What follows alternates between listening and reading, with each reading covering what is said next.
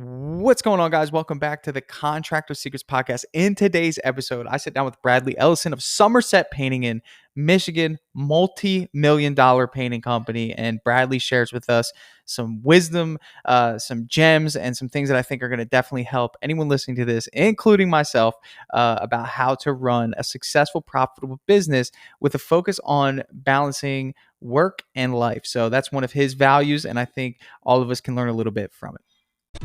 The big question you need to ask yourself every day is, do I own a job or do I own a business? And unfortunately, the majority of contractors out there own a job. That's right, they're a slave to their own business. But the other side of the fence is so much greener, it's so much better, and that's when you're finally fully in control of your destiny, your freedom, your time. And that's what Contractor Secrets is about. It's about taking back our time, building a business with systems, standards, values, procedures, putting yourself in the driver's seat. And that's what it's about. So I'm excited. I'm happy to have you here. Let's dive into the Contractor Secrets Podcast. All right, so what's going on, everyone? I'm here with a good friend, Bradley Ellison of Somerset Painting. He actually paints all of Michigan.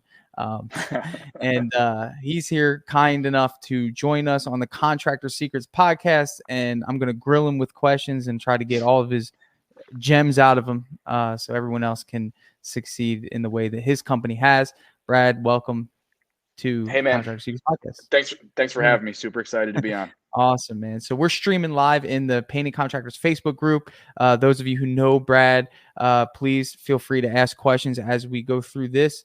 We're going to interact with you as well, but really just kind of want to touch base. Brad, why don't you start off by giving us kind of like an overview, give us the investor pitch of what Somerset Painting looks like, kind of just some things to give you some ideas on what, most of our audience really likes to hear is how many people are working for you? What does your day look like? And if you care to share just a general revenue, that's always fun to know too. So why don't you take Sure, man. Run with it. So quick background on the company. The company was founded in 1984. So I was only 3 when it was founded. And probably not surprisingly, I had nothing to do with the founding.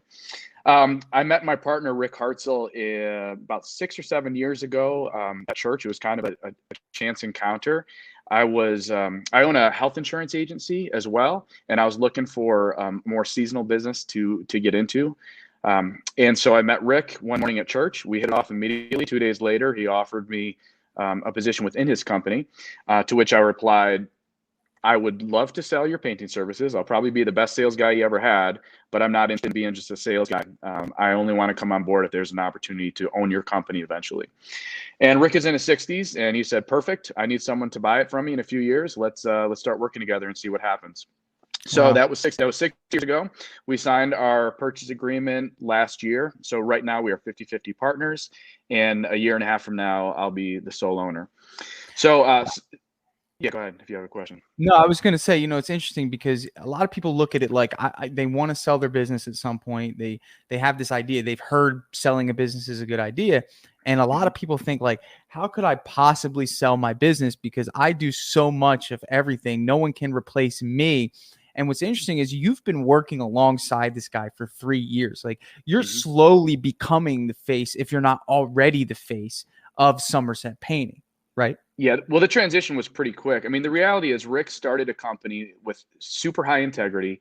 We are the highest rated company in Michigan, and we were before I started. So that's not because of me. Right. I would like to think that I've perpetuated that. But really, he started the company. He built it by being a painter and trying to find good workers. And very quickly after I came on board, I really took over as the face. And so now, I'm introduced as the owner, and he's the founder. And when people call the office asking to speak to the owner, they're going to speak to me. It was a good transition because he was ready to step back and just do sales. And really, that's all he does now. He goes out. He loves talking to people. He sells. Do you think that he's going to stick around? Does he want to stick around in that role? I mean, at some point, stay busy. Yeah. I think he'd like to. I think he'll scale it back even more if it's just part time. And that's we don't have a set agreement for that. Once I own the company 100%, I can choose to just part ways with him if I'd like to. Gotcha. I can't imagine that being the case because he's such a great guy and he's such a great sales guy that even if he wanted to sell for me 2 to 3 days a week, I know it's going to be profitable. I know I can trust him. Sure. I know he can sell. So that remains to be seen. He's got grandkids in other states, and he likes to travel and do some charity work. So I Yeah. wouldn't be surprised if a couple years from now he just says, you know what, I'll just keep So it's cashing just my checks interesting, and man. From a different perspective, you look at like a personal develop. I love personal development. I love all this stuff. Mhm, You created your own reality here. I mean, you had your insurance company. I sold insurance. mhm, It's a dog eat dog business. There's mhm, nothing tangible there. It's kind of hard. You don't really know as much as when you're selling insurance. I learned that you're usually selling fear because people have to buy insurance, 100%. and that's just a different sale. But if you get the skill set in insurance and you can transition it to something that people actually love, which is getting their Mhm, house painted, it's cake, and as long as you show up, do what you got to do, and it seems like you've kind of mastered that. So let's talk a little bit about your sales process. I know there's a lot of people that want to learn mhm, how to sell jobs for a few more reasons: more profitably, more consistently, and essentially really just have some sort of flow with their mhm. sales process. And I talk a lot about stop estimating, start selling. Can you just walk us through briefly what's some strategy that you have that you're using currently in your business? I mean, we didn't talk about revenue, but I know you guys are a multi-million-dollar company. What are some things that you do that set you apart in terms of your sales process? Sure. So yeah, as far as revenue, we're last year we did a little over $3 million, and that was a down year for us because the Wow. state of Michigan shut us down for 2 months in March through May. This year, our goal is 4 million. We're a little behind on pace, but we're way ahead of last year. Wow. So my sales philosophy really is high quality interactions with the customer and straight up volume. I know a lot of people within our group talk about they only get leads from personal referrals or Facebook.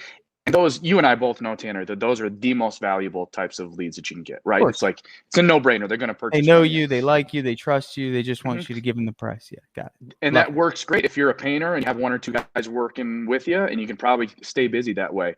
But you and I both know as well that if you really want to scale your business, you got to find leads other ways. So we spent a lot of money in marketing. Last year, I think we spent about $250,000, mostly towards Wow. HomeAdvisor, Angie's List, a little bit Well, you said the towards H Yelp. word. Hold on, you said the H Yeah. word, bro. Be careful. We're Yeah, gonna get egged on here. People are gonna egg us. that's Let's go fine. back, man. What? You're one of the only people that advocate for HomeAdvisor along with me, and it's not because we like HomeAdvisor. It's just because tell us why we like Yeah, HomeAdvisor. I don't advocate for HomeAdvisor. I advocate for what works for us. And that Right. works for me. I've done the research, I've tracked all the numbers, and I know that if I put $1,000 into HomeAdvisor, it's going to generate $10,000 worth of revenue. Insane. And if So, somebody offered you an investment, almost like Bitcoin, said, "Here, put $1,000, you can 10x your investment." It's mhm, silly not to, right? right. And you have But the key skeptics when it comes to that, but it's the same with HomeAdvisor. and the key, as you know, is systems. Right. Got to have systems in place to make every Right. dollar you spend through HomeAdvisor or any other lead service for that matter count. So here's our Right. process. We generate leads. We generate leads from HomeAdvisor, from our website, from social media, wherever it comes in. As soon as the lead is generated, I have someone. Her only job is to schedule estimates. So she fields incoming calls and text messages and emails. She responds immediately, like literally within a minute. That customer is getting a phone call from us. They are getting an automated text message through a service we use if the lead came from Angie's List or HomeAdvisor, and if she'll leave a voicemail if she doesn't catch him on the phone, and if she doesn't catch him on the phone, she also sends an email, which then starts off an email campaign that's going to send a series of emails over the next few days trying to catch him. Right. What a lot of people don't realize is they pay $75 to $100 per lead for HomeAdvisor, which is a lot of money. It is. If you're not beating the hell out of that lead and getting an opportunity to sell the job, then you really are wasting your money. And so for the people that say they've spent $500 or $1,000 through HomeAdvisor and it was a scam, they didn't make any Yeah. money. My question is, how many times did you follow up with them, and how many ways did you follow up with them, and how is your sales process? So I have the estimator that's really beating the hell out of the lead to get me or one of my sales guys in front of them. They get a confirmation email. In the confirmation email, they have our builder's license, our liability certificate, and our workers' comp certificate already attached. They have our mission statement and a video from my partner about our charity work. We show up on time. Like literally, if I'm going to be more than 1 minute late for an estimate, they're getting a phone call letting them know. And oftentimes I'm running early, which they freaking love. People, if they Yeah. know they can get Well, the estimate it's like a out of the surprise. way, yeah, Yeah. we show up on time. I meet with the customer for about 15 minutes. I have them walk around their house, show me the scope of the project inside and out. And after that, honestly, it's pretty hands off for me. I take a ton of pictures, I take a ton of notes, and by the end of the night, I will have pieced together the most intricate, detailed estimate they will have ever seen from any tradesman Yeah. ever. There's no And fabrication in this statement. it's in their email inbox. Yeah, Absolutely. Tanner teases me about our estimates. Our estimates sometimes are 30 pages long. Yeah. 25 pictures, pages of notes. It works for What's us. interesting is this, like, and it works for you. What's interesting is this, right? I mean, like, first of all, everything that you said is to be expected, but it's also something that's not expected, right? I mean, following up with somebody who requests a service. Reason why a lot of people don't do that is because we deal with a lot of 1 to 2 man teams, man. They don't have a special lady in the office calling and following up with emails. Sure. We could talk automations, Dripjobs, different things that you're using. I think you're using Estimate Rocket. They have automations built in. Text message services, these things can be put together and they're valuable because we're nurturing the lead, and once we actually get that appointment, once we get in front of somebody, right, then that's when we turn on the gas, and some of the things that you do, which, I mean, again, separating yourself is showing up on time, answering the phone. I love that you're building value in emails of your charity work and different things like that, because what we're doing is, like, we're warming up the sale. We're selling before the sale. I was sat down with Eric the other day, and that was kind of what we were talking about just building value before we actually ask for the business. Like, from what I understand, the customer's pretty much already sold on you guys because you're the one following up with them. Can you believe how many people tell me that they have to follow up with their contractor? I laugh. How many times? Hey, are you ready to move forward with us? Oh, well, we just have to reach out to the guy who came and gave us an estimate to see when his estimate will be ready. What? So it's like, you take that sales mentality, which isn't selling, it's servicing and customer service. You have a customer service background, and then you bring it into a business where customer service is almost like a Christmas present. It's like, it's insane, right?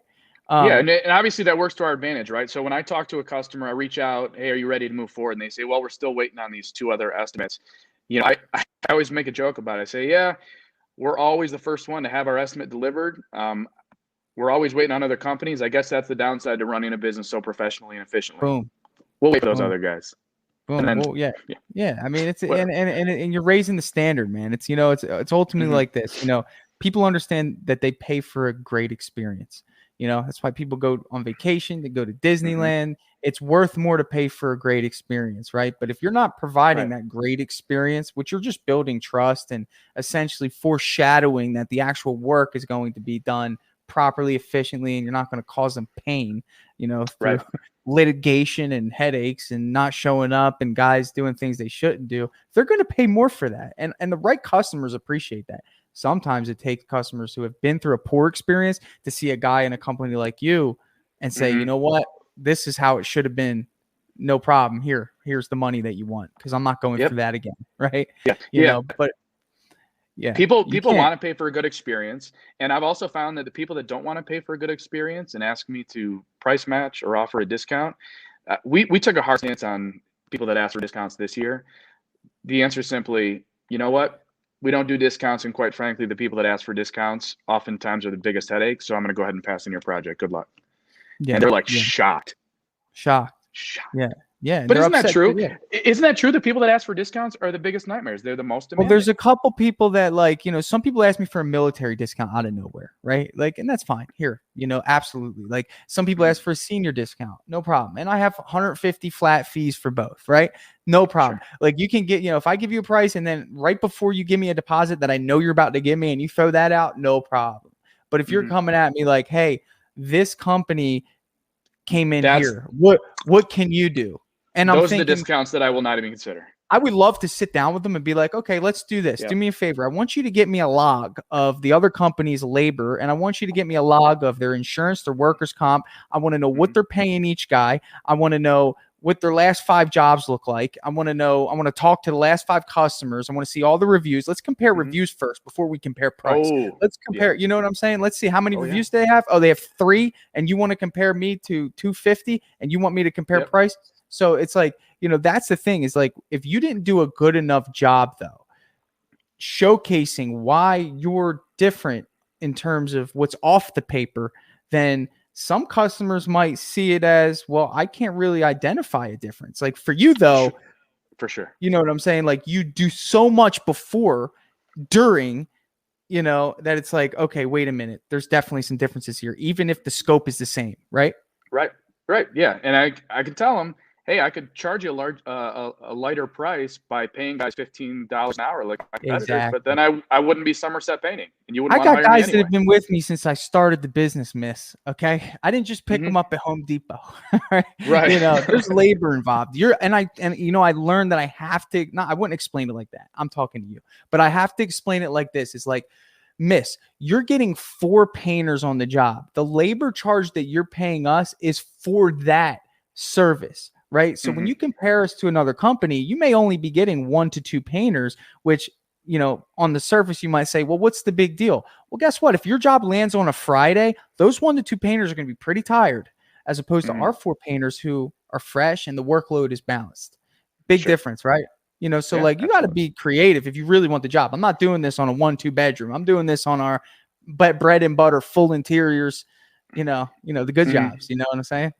So, So going back to process. So after we send out the estimate, which is always delivered by the end of the night,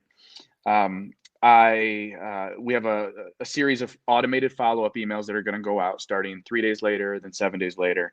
And then of course I'm following up with phone calls in the meantime. But again, it's a matter of, we spent the money for the leads. We spent the time to go out and do the estimates. I want to try to milk every dollar I can from my marketing budget. Let me ask you this, following up, right? Yep. How important is it after the sale to follow up, and why? Well, if you're not so you're going to get some low-hanging fruit, right? Some people will just want to hire you and they're going to pay whatever price, and you're never going to have to reach out to them. They're going to call you back just because they want to hire you. And those are great. You can't build a $4 million company from that. The other ones you actually have to work for. And so if you're not following up, I don't know why you would ever expect anyone to call you back, because there's a million reasons to not call you back. They can justify delaying the project. They can justify spending less money by hiring someone else. So if you're not following up, then I don't know why you're wasting your time. Dude, really even doing. I can't believe people don't follow up. And even like, I don't care if you're a 1 to 2 man company, like build the muscle of learning how to follow up, because you might get away with doing 1 job a week and just taking low hanging fruit. But guess what? When you get a team of 4 that needs 2 jobs a week, or you get 2 teams and you need 5 jobs a week, and as you're probably doing 12 to 14 jobs a week, right? Just about. Yeah, we actually have 14 crews starting this spring. Yeah. So, I mean, you need to following up. What it really does is it expedites the ultimatum, really that's what it is. You're going to get the house paint. It's definitely more difficult for smaller companies to do all this, right? As an owner operator, I understand that it's got to be very, very difficult to balance the actual production, like being on site and doing the work, and then doing all the scheduling, all the estimating, all the follow-up. But you almost have to then cordon off a day each week where your crew is working and you are not even close to the job site. Right. You are off-site. Right. You're End scheduling of job, estimates. You're following up. Yeah. Yep. You got to grow out of that. You got to grow out of that role, like grow into a new role. Right. Yeah. And I know that I have the luxury that I told you, I've never painted a house, man. I'm not a painter. Right. Yeah, I don't even have a paintbrush. Right. And so I have the luxury of, my whole calendar is based on the management of the business and 0% on the actual painting. Yeah, well, if you really want to grow a business, and there's some guys that just love painting, and that's fine. And I totally totally comfortable making the money they want to make. Yeah, that's fine. But I talk to those guys, and eventually they get tired and burnt out. But they love the painting aspect. Go paint your family's house. Go do it for charity if you want. If you really love it that much, you do it for free. Build your business. Let that business generate you income because you know it so well. And then Mhm. if you really want to scratch the itch, go do it for free for somebody. Do a charity thing on the side for yourself. But ultimately, when they get that system going, they'll be like, oh, okay, you know what? I can be more of a supervisor, project manager, as Right. opposed to an actual painter. Well, and So, that transition into something that I am super passionate about, and you know this, is the kind of the work life family balance. absolutely. If I you see are you got a constantly, beautiful family. You got a nice picture behind you there. bro, right there is the reason Yeah, why I do what I do. I could do a love it. million other things, and I could actually probably make more money doing something else, or I could work less doing something else. But my wife and I have consciously chosen the direction of our careers in such a way that allows us to prioritize what's most important to us. And for us, Yeah. that's our family time. And if you're constantly working in your business, meaning on-site painting, even if you're constantly doing estimates and management of your team and you're working 50, 60 hours a week, I don't know how you can have a healthy life balance outside of that. And so I schedule that into my days. You know, there's certain mornings where it's totally blocked out. I don't do anything. I wake up with my family, I stay and we have breakfast, and then maybe I go to my first estimate around 10 a.m.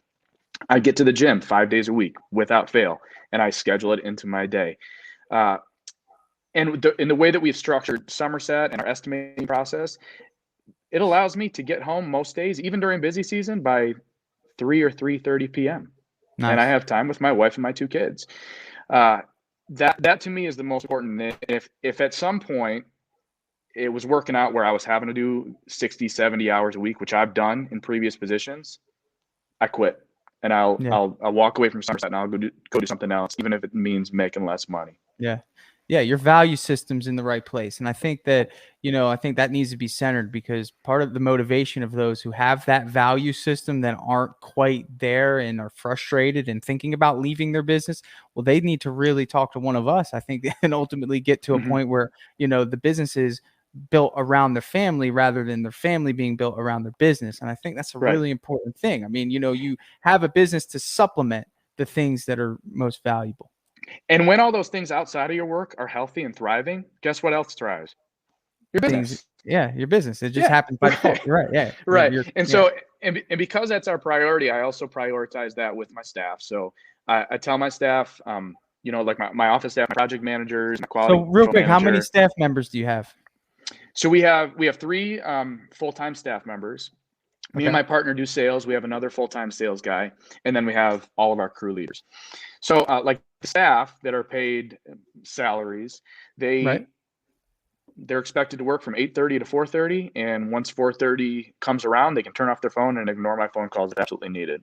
Because I want them to not be tied down and burdened by my business. And the same thing with our crew leaders is they have the opportunity to make a lot of money working for us, and I want to help them get to that point where they can continue to develop other workers underneath them, make more money while working less. Yeah. And when people are happy and thriving outside of work, then work thrives and we all They make more do. money anyway. Yeah, yeah. It's like, some people have that pressure, right? That they Hmm. apply. But I think, it comes from a lack of leadership and management that creates that. And then, I mean, it starts from the top, man. And if the leader's Hmm. centered in what their value system is, I've met contractors who own businesses that money is their freaking goal, man. And they will Hmm. try to get it at any cost. They will Yeah. they will dock employees for mistakes. They will charge customers every little thing and just have this like arms crossed mentality of like I'm Yep. just watching my numbers go up, and like it's just such a dry cold feeling in a business, and everyone has high cortisol levels, they're anxious, they don't want to make mistakes, and it just creates such anxiety. And what you've created seems like, not only do you value the family that you have, for yourself, but you treat your workers like family. There's a good atmosphere, and what do they do by default? They feel that they can be creative on the job. They feel that they're not afraid to make mistakes. They feel that they Sure. can do little extras, I'm sure, which you probably don't even know about, that your Yeah, customers tell absolutely. you that they did. Oh yeah, Jose hung pictures in my daughter's room. I couldn't get it hung. Little things like that you'd Hmm. be like, oh, that was nice of him, Yep. and not be upset that he was off doing something outside of your time, right? Yep. And when they know that they have my trust, then the integrity goes through the roof because they know they can Love it. tell me anything. I got their back. Mistakes are going to happen. It's not Oh a yeah, big deal. We can cover yeah, it. And yeah. well, I so we operate purely with subcontractors when it comes to production. Yeah. Um, But and you so have built split really good relationships. You rarely take on that new subs at this point, right? I mean, you know your subs like they're like your we family. we try to bring on a couple new crews every year, but it's tough They because bet our they crews better never be high leave. quality if they're going to come Yeah, into your mix, bro. absolutely. And the crews that come work for us, they all technically have their own painting companies, but they've been so frustrated and inefficient at sales and management and billing and invoicing and everything else and scheduling. Yeah. That's our value prop. So they come on board and with the idea that they're going to try, maybe they'll take a few jobs from us here and there, but most of the work is going to continue to be their own. And we make their lives so easy and so profitable that they have no reason to get business from anywhere else. But the point is, so they go out and we split the revenue of the job, the labor revenue for the job. And without fail, there's going to be some jobs where the customer is extra picky. There's maybe the job was misbid, it was bid too low. And the crew knows that when push comes to shove, if they come to me and they say, hey, this was a little light, I need a little extra on the job. I think there's been twice in the past 3 years that I said no. Yeah. Because it's fair. Because I know there's a level of respect and fairness that I know they're not, you know. I trust them that they're Yeah. not trying to take advantage of me. And then they trust that when there's an issue, they can come to me and then we both win. I'll lose a little bit of money on that job, Yeah. but now I have a So crew that's loyal. so let me ask you this. You guys run the sub model. Mhm. Are employees of all of any interest to you? Internal employees, even just one or two crews? Does that like interest you at all? Yeah, I mean, I would be open to it. That's not the way that Somerset was built. And probably until I'm the sole owner, we'll continue to do only the subcontractor model. Uh, I'm I'm smart enough to know that I'm not that smart, and there's other people that have figured things out better than I. So this works for us, but I'm always open to trying different approaches. Because I'd what have happens up north is that the snow kind of makes it to where, you don't really have the, I guess, I don't know, the consistent work. And you can tell your guys, hey, we're off for the next. And then that makes it a little hard, right? we have 6.5 months of good weather that we can paint outside.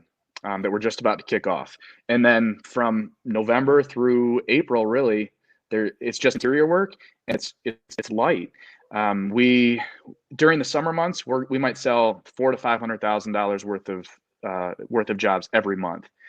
During December, January, February, we're selling 60 to 70,000. I mean, it's just and all those jobs are discounted just to win them, right? We Just offer one. off-season discounts. Yeah, Yeah. So you and have people booked right now for next season ready to go because you've offered them such a good deal. yep. And But the that's tough to do the this time of customers are year because used to that though. yeah. But people that are calling us for interior estimates right now are not likely to want to wait till November, December to have the interior Some painted. want them done quicker. Yeah. Yeah, so we started to Yeah. transition. So we'll still do interior work right now. We charge full price, and come September, October, we'll start selling discounted interior services for the winter. But that's another thing I haven't really figured out is Yeah. how do I keep all these guys busy? How do I keep 40 to 50 painters consistently busy during the winter? And if we could do that, well, then it would be a more logical Well, the transition to get everyone reality of to the employees. situation is it's just I believe that the work is still there. I mean, even what you're doing, the volume that you're doing, like you're not even putting a dent into the market. It's just because the market is so freaking big. And it's just a matter, I think, of just continuing that branding, getting people to know you, keeping, which seems not to be that hard for you because your company's massive. Yeah, and But I we're think you making probably strides. transition the company to be more online and more like Mhm. because I know that your guy's probably a little old school. He probably didn't have Yeah. to. He probably didn't even know Home Advisor was. You're like, yo, we should check out Home Advisor. So is that It's kind of what definitely you've been doing? been a transition. Yeah. And we just went through a whole rebranding, whole new website, which our website is already like generating so many new leads for us, Love it. which Yeah. are you can't really say no cost because I spent a bunch of money to build a new website, but each lead that comes in is not costing me any extra. So At that point, yeah, that's it's just kind of that's been a just good yeah, it's transition. like a door. We're about to It's open. yeah, we never really did much social media advertising, and that's part of this marketing agency. They're Yeah. taking over all of that. So we're going to be Big companies generating. like you in Colorado, like you guys have a lot of similarities the way they do it in Colorado. I don't know why, but Mhm, Colorado is like the mecca for house painting, man. I mean, it's insane, dude. The standards there are super high. The companies run exactly like how you run. Maybe they're just more mhm, active on social media because I always hear Colorado, Colorado. Where I'm mhm. getting at is this: is that a lot of those guys knock on doors, man. And I didn't hear you say that once. That was never something that you did. You probably did it with life insurance because I did, but I was just curious. I mean, is that ever anything that he did, or is that something that you feel is of any value at this point? I don't think it is, right? Door knocking to find our potential customers is, I don't know if that would go well walking up to a $3 million house, knocking on their door and trying to sell a painting service, right? What we try to do is when those $3 million houses need painting, making it as easy as possible for them to find us. And they will. I mean, if you Google painters in Oakland County or painters in Bloomfield Hills, they're going to find us. So that's door what knocking, that's the way they buy now. The way they buy now is they do their own research and then they find a company after their own. Yeah. What is valuable, of course, is when you're on a job, having the yard signs out and door hangers on a few houses close by. They can see the workers there for a week painting. And so has that been valuable for you, the door hangers? Yeah. Yeah, we get, I mean, the yard signs are good. We get a lot of calls from our trucks because our trucks are all branded and look really sweet. And yeah, the door hangers increased response compared to just doing the yard signs. Nice. Yeah. Do you think anybody ever complain about them being hung on their doorknob? No, really. I mean, they get so much garbage on their door anyway, right? A lot of them probably throw it away. They're used to it. That's awesome. So so think about it like this though. You mentioned work-life balance, something so important to you. You're getting ready to step into pretty much a proprietary role in this mammoth of a company, 3 to 5 million. Do you feel as though you're going to need another you? 100%. I'm already looking. Yeah. Right? Yeah. I mean, the idea is when I'm sole owner, I have to find someone else that can take over some other responsibilities because it's super proud that our company is where it's at size-wise. But you mentioned it. I think we're just at the tip of the iceberg right now. I think painting alone in Metro Detroit, Michigan, we could get to 10 million. And then, at that point, do we want to expand into other home services, window washing, house cleaning, roofing, window installation? Has franchising ever crossed your mind? Is that where it ever came through? My partner tried franchising. Didn't really work. I mean, he made a little money because he sold a couple franchises, right? But the franchisees were not successful. Oh, so he actually went through it to the point where he actually did the agreements and sold Somerset as a standalone. Yeah, but Somerset was the name. So he sold one outside of Michigan to a guy he worked here and then he was moving out somewhere else, and then another one locally, just in a different geographical area than where we were currently working. And the guy that moved out of state, the Somerset name didn't translate. No one in Kansas City cared who Somerset Painting was. That's tricky. The name didn't matter. And then locally, the guy, he wasn't Rick. He wasn't my partner, and he didn't have the sales skills. And that's what franchising. I think franchising and house painting, dude, is one of the hardest things to do. I think you can do it as a cabinet coating business, but I think that because you have that standalone shop, you have that, and that's all you do. But maybe like house painting, it's there's so much variety. It's hard to narrow down those processes. Do you kind of feel me on that, or you think it's possible just done in a different fashion? Well, I think the franchise model can be done. I mean, you could buy a franchise and make it successful. I could buy a franchise and make it successful. It's just the right franchise. You got to have the right franchisee, right? And I'd be interested to know, like, CertaPro painters. I don't know if you have CertaPro down where you are, but they're everywhere, They just came in my hometown. Right. So those are franchises. I would be interested to know what percentage of those franchises end up being successful and which ones fail. It's not because of the CertaPro franchise. It's a solid name and they provide valuable services to the franchisee. But what percentage of them just fail because the franchisee doesn't have the right skill set? Yeah. A painter doesn't always have the right skill set to be a business owner, and a business owner doesn't have the right skill set to be a painter. So I think that the franchise model could work. I don't really have any interest in it. I would rather, my goal is to branches yes. But what I want to do is find a guy like you that hasn't quite built your company up as big as you have yet, and buy your company, partner with you, and have you run your company with all of Somerset's resources and all of our systems. That's a good approach.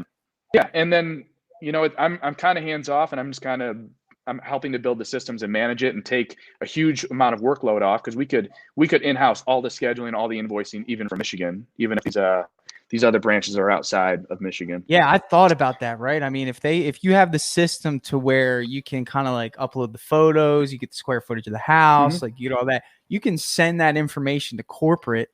Corporate can shoot out the estimate. Doesn't matter what it is. I mean, I think you look at our Facebook group, man. Hey, what would you charge for this? What would you charge for this? Right. And it's like, it don't matter where you're at. I mean, we all can come up with a price. And that's what it is. It's a price. And then you submit it through a follow-up system. And then you have sales reps calling. And people don't know where they're calling from. I could be calling from Hawaii to my customers here. That's a good point. Yeah. I mean, if you can find the right company with 3 or 4 painters, but they don't really have a lot of sales expertise, you buy that company, find one young, hungry sales guy that wants to make a bunch of money, and have them do all the sales, have the painters do all the production, and then help them recruit from there. Wow. I mean, did everyone hear that? You could have $1 million branches all across the country. And you know what? I could have one in your hometown, and you could have one in my hometown, and we'd both be successful. That's right. Yeah. Yeah. It's interesting, man. I love it. I love the dynamic. I love the energy. And I think that's our time, man. Brad, always a pleasure. I think everyone in the Facebook group has gotten to know you a little bit. We've had some people jump in. Any final thoughts on, in terms of, let's say, if you had to give us one piece of advice, I think the majority of people that I deal with have a major issue on recruiting solid help. I have my own hiring process. You obviously probably have something. What are you looking for when you think of a painter? I know you have some subcontractors. Let's narrow it down to an independent contractor, one guy. What are just some qualities that you look for, man, when you're looking to recruit good help? There's some things that are table stakes. They got to be high quality painter, right? They got to know how to paint, and they got to know how to paint well. Outside of that, the only thing that really matters to me is integrity.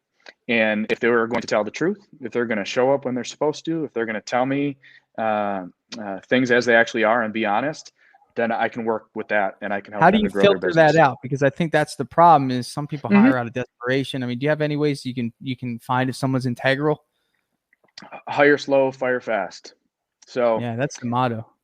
Yep. So I'm willing to give almost any painter a chance if they come on board and they make a good if they come to meet me and they give a good first impression in that face-to-face. I will give them a shot. My quality control manager will actually be on site with them for the first couple jobs to watch their workflow. And after that, if they haven't given me a reason not to trust them, then I will trust them until I can't. And then they're gone immediately. Immediately. Yeah. No second chances at Somerset. Nope. Yeah. Love it. It sounds harsh, but it's my reputation, man. That's how everyone else makes money.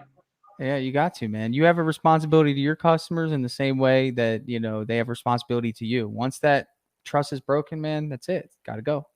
We'll learn the next time. Awesome, man. Thanks for your time today, Brad. Always a pleasure chatting with you. We'll catch up soon. Appreciate everything you're doing, Tanner. Yes, sir. Dripjobs CRM is finally here. That's right. So Dripjobs is an automation platform for contractors, home service professionals that's going to automatically follow up with your customers. It's going to allow you to send invoices, estimates. It's going to allow you to send out blast marketing emails to individuals based on where they are in the buying process. This software is next level.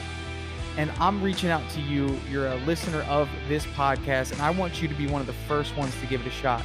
So if you want to see what Dripjobs can do for your business, I'd love for you to head over to dripjobs.com, sign up for a free demo, and get your team involved, and let us sit with you and show you how powerful this software is. It's going to save you time, it's going to make you money, and you're going to love the features that are built into Dripjobs. So if you want to check it out, head over to dripjobs.com, and we will give you first priority being a podcast listener to be one of the very first to try out Dripjobs in your home service business. I'm super excited to share that with you, and I'll catch you on the next episode.